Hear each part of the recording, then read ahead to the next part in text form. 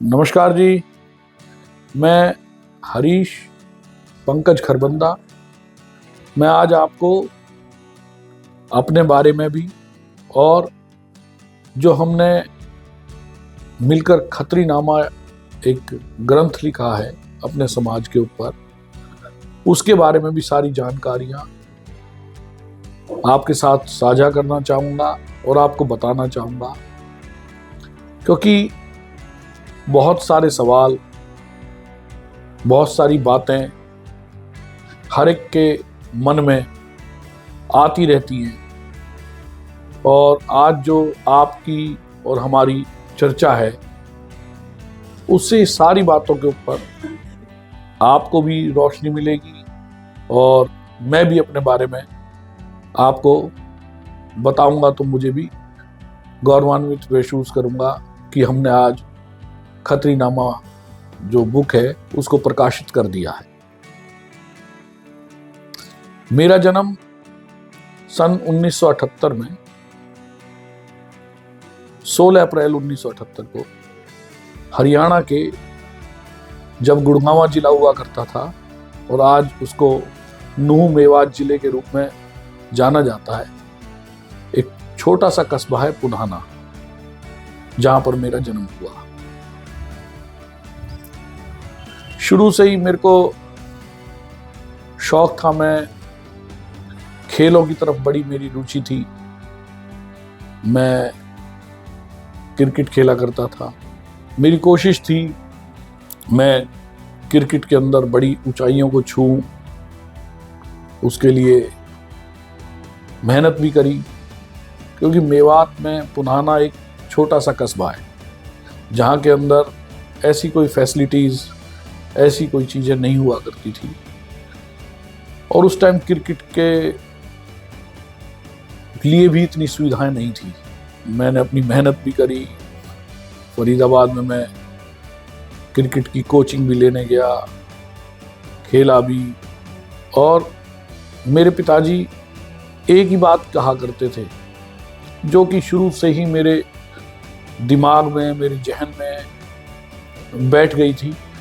वो बात थी कि मेरे पिताजी कहा करते थे कि रोज कितने लोग पैदा होते हैं और कितने लोग मर जाते हैं, मगर कुछ ही लोग होते हैं जो अपनी पहचान बनाते हैं, जिनको ये दुनिया याद रखती है। वो मेरे कस्बे की मिसाल दिया करते थे कि देखो, पुन्हाना के अंदर 20,000 की आबादी है, मगर कितने लोग हैं जिसको पूरे पुन्हाना वासी जानते हैं। तो उसी को लेकर जहन में एक बात बैठ गई थी कि मैंने कुछ लोगों वाली पंक्ति में आना है, ना कि सभी वाली पंक्ति में। कुछ ऐसा काम करना है कि लोग मुझे याद रखें और मेरे जो कार्य हैं वो आगे तक याद करे जाए। सन 1999 में वो बड़ा दर्द भरा दिन था, 15 अक्टूबर 1999 का। मेरा बड़ा भाई भी फरीदाबाद रहा करता था, MBA कर ली थी उसने, वो वहाँ नौकरी करता था, मैं वहाँ क्रिकेट खेला करता था। सन 1999 में एकदम हमारे पास फरीदाबाद में सूचना आई कि आपके पापा जी की तबीयत खराब हो गई है। मगर जब तक हम पुन्हाना पहुँचे तो हमारे पिताजी एक्सपायर हो चुके थे। और एक्सपायर होने के बाद सारी की सारी जिम्मेवारियां जो कि हमारे कंधों पे नहीं थी, हमारे पिताजी ने उठा रखी थी, वो मेरे बड़े भाई और मेरे कंधों पे आ गई। हमारे पिताजी भी मेरे भाई को कहा करते थे जब जिंदा थे कि मेवात के अंदर शिक्षा की बहुत कमी है। जब तुम इतने पढ़ लिख गए तो मैं तो कहता हूं कि तुम पुन्हाना आकर कोई स्कूल खोलो और स्कूल खोलकर शिक्षा को आगे बढ़ाओ, मेवात में शिक्षा देने का काम करो। जब पापा जी एक्सपायर हुए तो उनकी बातों को याद करते हुए सन 2000 में मेरे बड़े भाई ने पुन्हाना के अंदर स्कूल खोल लिया, जिसका नाम हमने पिताजी के नाम से रखा, Shri Narayan Das memorial public school. और दूसरा, जो हमारी पुश्तैनी विरासत थी जो हमारे पिताजी जिस दुकान को चलाया करते थे, आड़त को चलाया करते थे, उस आड़त पे मुझे बिठा दिया गया। मैं वहाँ पर आड़त का काम करने लगा। आड़त का काम करते करते वहाँ के ग्रामीणों से विचार होने लगे। सामाजिक ताने बाने में क्रिकेट खेला करता था, युवाओं से मिला करते थे, बस क्रिकेट खेला करते थे। किसी से ना वो थी, ना कोई ज़्यादा सामाजिक भावनाएं थी। मगर जब सामाजिक ताने बाने में आ गए, जिम्मेवारी हो गई, तो समाज के इस ताने बाने का भी हिस्सा बनने हम लग गए। शुरू से ही वही भावना थी कि हमने कुछ बनना है, किसी न किसी जगह पहुंचना है कि लोग हमें याद रखें। तो मैंने सामाजिक कार्य करने शुरू करे। उसके साथ साथ राजनीतिक भी पार्टी के साथ अपने आप को जोड़ा। सन 2001 में मैं कांग्रेस पार्टी के साथ जुड़ा, कांग्रेस पार्टी की विभिन्न जिम्मेवारियां ली, काम किया। सन 2004 में हरियाणा के अंदर गवर्नमेंट आई, कांग्रेस की सरकार आई। 2007 के अंदर गांव वालों ने मुझे कहा कि भाई आप गांव वालों की तरफ से सरपंची का चुनाव लड़ोगे और आपको पूरा गांव लड़ाना चाहता है। क्योंकि जो हाल ही का डिप्टी स्पीकर था उसी समय का, चौधरी आज़ाद मोहम्मद, उनके भाई थे चौधरी रहीसा खान, उनका एक टेरर था पुनाना शहर के अंदर। तो उस टेरर के चक्कर में कोई भी लड़ने को तैयार नहीं था और ऐसे साथी को लड़ाना चाहते थे कि जो उनका मुकाबला कर सके। तो गांव वालों ने मदद करी, गांव वालों ने मेरा सहयोग दिया और हम पहली बार वहां पर सरपंच बने। मेरी माता जी चुनाव लड़ी, क्योंकि लेडीज सीट थी, चुनाव लड़ी तो हम चुनाव जीत गए। और ज़्यादा राजनीतिक और सामाजिक ताने बाने के अंदर हमारा प्रवेश हो गया। प्रवेश हुआ तो जानकारियाँ बढ़ने लगी। हम राजनीतिक रूप पर, सामाजिक रूप पर चंडीगढ़ और जगह और क्षेत्रों के लोगों से मिलने लगे।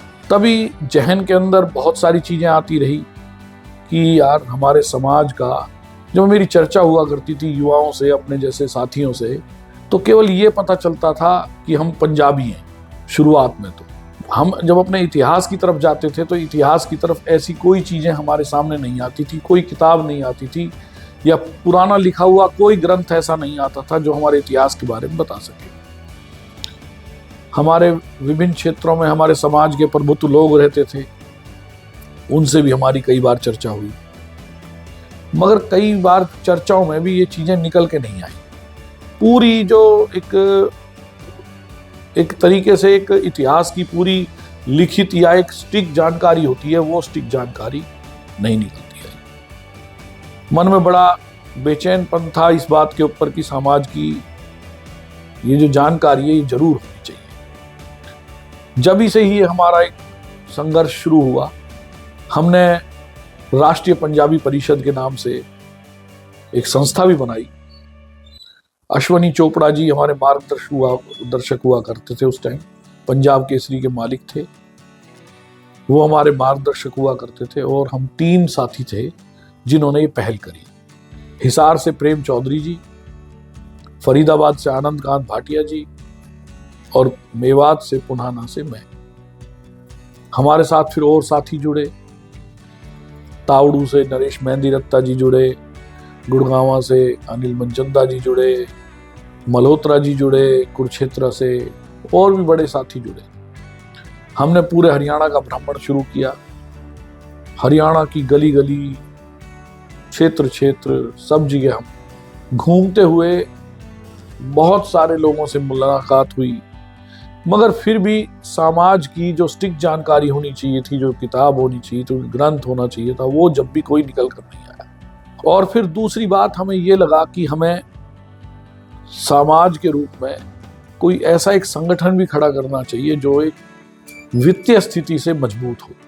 कहीं समाज के गरीब लोगों की मदद करनी हो, कहीं कोई हमारा शिक्षा के क्षेत्र में हमारा साथी आगे बढ़ना चाहता है उसकी मदद करनी हो, किसी भी चीज की मदद करनी हो, उसके लिए हमारे पास कोई ना कोई ऐसी संस्था होनी चाहिए जो वित्तीय रूप पे मजबूत हो सके। उसको लेकर मैंने ये सोचा कि सबसे पहले मुझे अपने गांव में ही इस काम को करना चाहिए।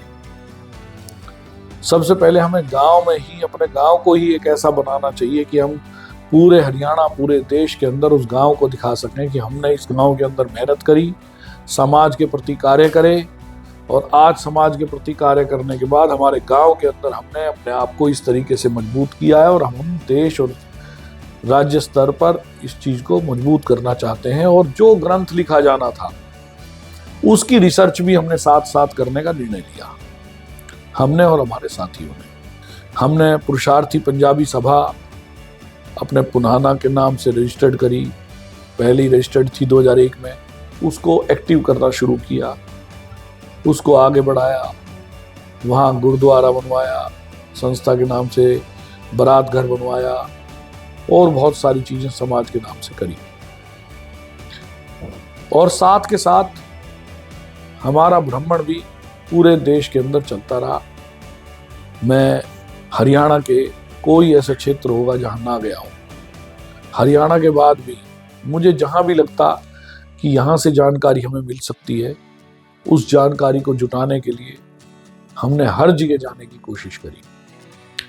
जैसे हमें पता चला एक खत्री मंदिर पुष्कर के अंदर है, तो हम खुद पुष्कर में भी गए, उस मंदिर में होके आए, जो मंदिर कम से कम 150 साल पुराना था, वहां भी होके आए, वहां से भी जानकारियां लेके आए। पुष्कर मंदिर के बाद फिर हम पता चला कि आसाराम बापू जी हैं, जो उनके जो गुरुजी थे, वो गुरुजी भी, उन गुरुजी ने खत्रियों के ऊपर एक किताब लिखी है, लीला शाह जी महाराज। मैं लीला शाह महाराज जी के अजमेर वाले में भी, और उसके बाद गुजरात में भी वहां गया, मगर वहां से भी कोई जानकारी जितनी जुटा सके उतनी जुटाई। इंटरनेट पे भी हमने बड़ी मेहनत करी कि हम संस्था के लिए, इस खत्री नामा के लिए जानकारी को ज़्यादा से ज़्यादा जुटाएं। और भी हमारे जो साथी इन ग्रंथ पे काम कर रहे थे, शोध कर रहे थे, उनसे भी हमने संपर्क किया। उसके बाद कुछ जानकारियां पता पता चली कि 1890 से लेके 1905 तक, पहले भी जब जातिगत जनगणना अंग्रेजों ने कराई थी, तब भी हमारे समाज ने उसके अंदर अपनी भूमिका दिखाई थी। और उस जनगणना में जो HS रिस्ले जी थे, जो उसके चेयरमैन थे, जो उन्होंने ड्राफ्ट तैयार किया था, उसके अंदर बहुत सारी हमारी समाज के लिए उन्होंने हमें तीसरी श्रेणी के अलग क्षेत्र में जोड़ दिया था, जबकि हम खत्री जो हैं वो आते हैं क्षत्रियों वाले चैप्टर में। क्योंकि जब हम पीछे जाते हैं इतिहास के अंदर, तो खत्री और क्षत्रियों का एक ही मिलान दिखाया जाता है। तो हमारे बुजुर्गों ने उसके ऊपर 1890 से लेकर 1905 तक आंदोलन किया। उस आंदोलन के ऊपर मोतीलाल सेठ जी द्वारा एक किताब लिखी गई। उस किताब को भी हमने बड़ी मेहनत से, शिद्दत से, आज तो इंटरनेट पे उपलब्ध है शायद वो भी, क्योंकि अब समय बीतता गया है, मगर जब उस टाइम इंटरनेट का ज़माना भी कम था, बड़ी मेहनत करके हमने फिर उस बुक को भी अपने पास लाए। इंग्लिश में लिखी हुई बुक थी मोतीलाल सेठ जी की। हमने मोतीलाल सेठ जी का जो जीवन था, जहाँ के वो रहने वाले थे, वो थे आगरा के। मैं आगरा भी कम से कम 10 बार चक्कर लगा के आया। हितकारी सभा के नाम से उनकी संस्था थी उस टाइम, जिसने पहले भी बुक निकाली थी, मगर मेरे को जानकारी मोतीलाल सेठ जी की नहीं लग पाई। अब भी आगरा के अंदर मेरी चर्चा चलती रहती है, हम पूछते रहते हैं कि उनके कोई पोते, उनके कोई और साथी हों, उनके बच्चे हों, उनके पोते हों, उनकी जो नीचे पीढ़ी चल रही है उनसे मुलाकात हो सके, मगर अभी तक उनसे मुलाकात नहीं हो पाई, मगर बुक जरूर मिल पाई।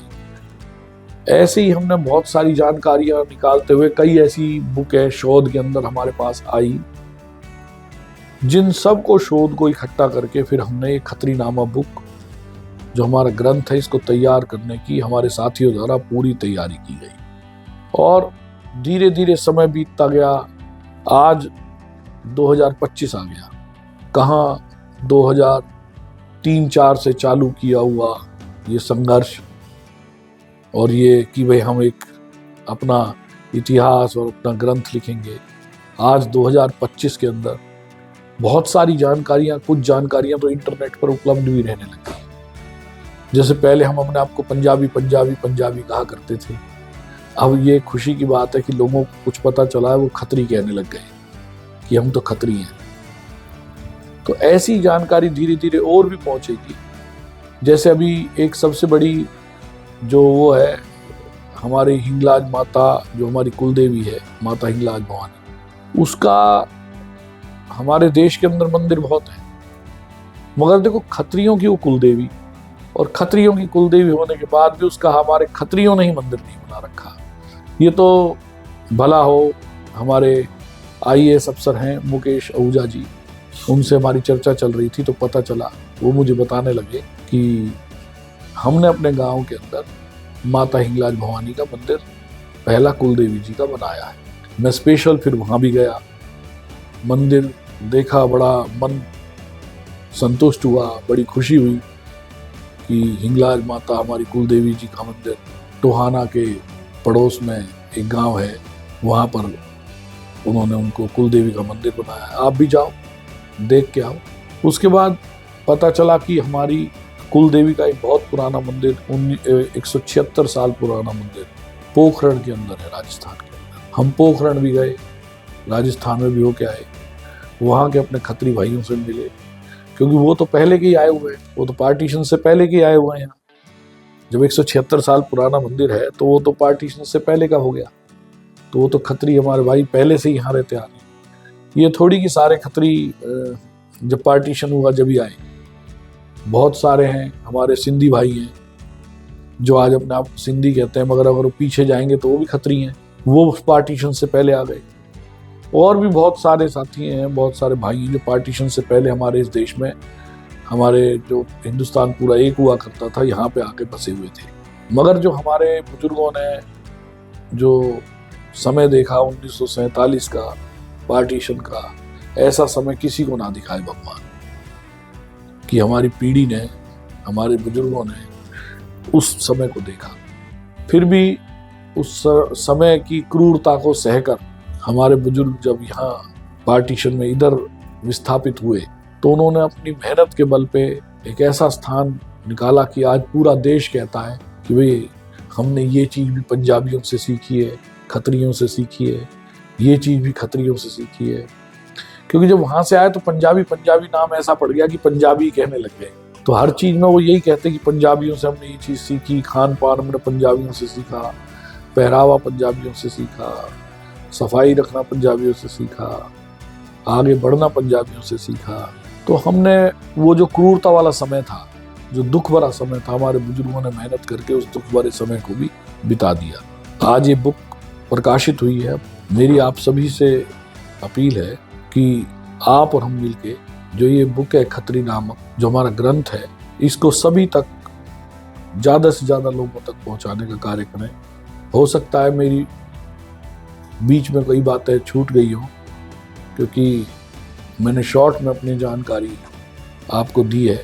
वृतांत तो बहुत और भी बड़े हैं, और भी बहुत चीज़ें हुई हैं ज़िंदगी के अंदर, और भी बहुत सारी चीज़ें हुई हैं जिन्हें मैं आपके साथ साझा भी करना चाहता हूँ और आगे करेंगे भी। मगर मेरी आपसे यही दोबारा गुजारिश है कि आपके पास भी कोई भी समाज के प्रति कोई भी जानकारी, हमारे इतिहास की जानकारी, किसी भी चीज़ की जानकारी हो, आप हमसे संपर्क करें। हमारे सोशल मीडिया पर सारे प्लेटफॉर्म्स पर हम मौजूद हैं। हमारा ये व्हाट्सएप नंबर है, ये सारे प्लेटफॉर्म्स के जानकारी और नंबर में आप स्क्रीन पे आप देख ही रहे हो। आप जो भी जुड़ना चाहता है जुड़ो, और भी नए नए जो भी आपके सुझाव है वो हमारे साथ साझा करो। हम चाहते हैं, अभी जैसे हम बीच में जब कहीं कहीं गए तो बहुत सारी जगह एक बात याद आती है और बार बार आती है। हमारे पूजनीय कहो, हमारे संविधान निर्माता कहो, डॉक्टर भीमराव अंबेडकर जी, मैं बार बार उनकी एक पंक्ति कई बार बताता हूँ कि जो अपना इतिहास भूल जाते हैं वो कभी अपना इतिहास नहीं लिख सकते। हमें अपना इतिहास लिखा रहना देना है। तो इतिहास लिखे रहने देने के लिए इतिहास पता होना भी बहुत जरूरी है, और इतिहास पता रखने के लिए इतिहास लिखना भी जरूरी है। इसीलिए हमें अपने पूर्वजों की, अपने बुजुर्गों की, जो उनकी पुरानी इतिहास और पुरानी संस्कृति और पुराने रीति रिवाज चलते आ रहे हैं, उनको जरूर, जो अच्छे हैं उनको जरूर अपनाना चाहिए, और उनको भूलना भी नहीं चाहिए। और बहुत सारी ऐसी चीजें जो हमारे बुजुर्ग, हमारे जो पीछे हमारे कह लीजिए मेंटर रहे, उन्होंने बहुत अच्छी अच्छी चीजें बनाई हैं, जिनको हम बहुत उनसे अलग करते जा रहे हैं। मगर हमें उन चीज़ों को देख के कि वो हमारे लिए फ़ायदेमंद हैं, तो उनको हमें लागू करना चाहिए अपने समाज में। चाहे हमारे समाज के व्यक्ति कहीं रह रहे हों, समाज को इकट्ठा करके उनको लागू करना चाहिए, और इस ग्रंथ को भी संजो कर इसको सब तक पहुंचाना चाहिए, जिसमें आपकी भी उतनी जिम्मेवारी बन जाती है। मैं ज़्यादा बात ना करता हुए यहीं अपने विचार समाप्त करूंगा। जय हिंगलाज माता।